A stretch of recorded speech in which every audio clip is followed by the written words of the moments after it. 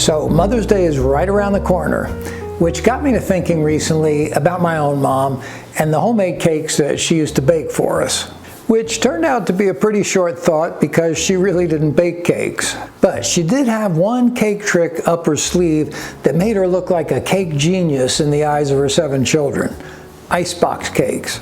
Now, I said icebox cakes, but back then there was really only one of them, where you built this tower out of chocolate wafers and whipped cream, and then you laid the whole thing down and slathered it with even more whipped cream.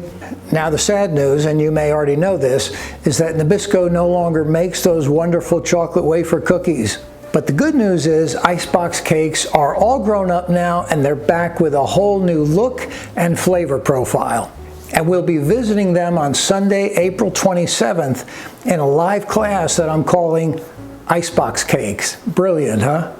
Now, the chocolate wafers may be gone, but pecan sandies are still around, and we'll be using them to make a maple pecan icebox cake made in a springform pan.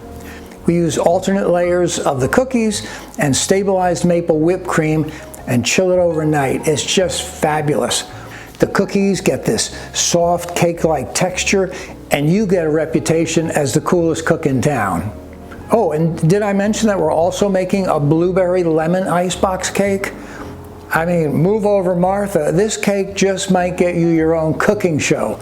It's got layers of those Biscoff cookies like the ones they give you on the airlines, blueberry sauce, and a lemon curd whipped cream that dreams are made of. Now, we're going to assemble one in class, but we'll also unmold one that I'll make ahead of time. Now, these icebox cakes are great for Mother's Day, but they're great for all spring and summer when we love a refreshing no-bake dessert. So why don't you join us? This is going to be a really fun and memorable class, and you won't want to miss it. Sign-up links are below. We'll see you in class.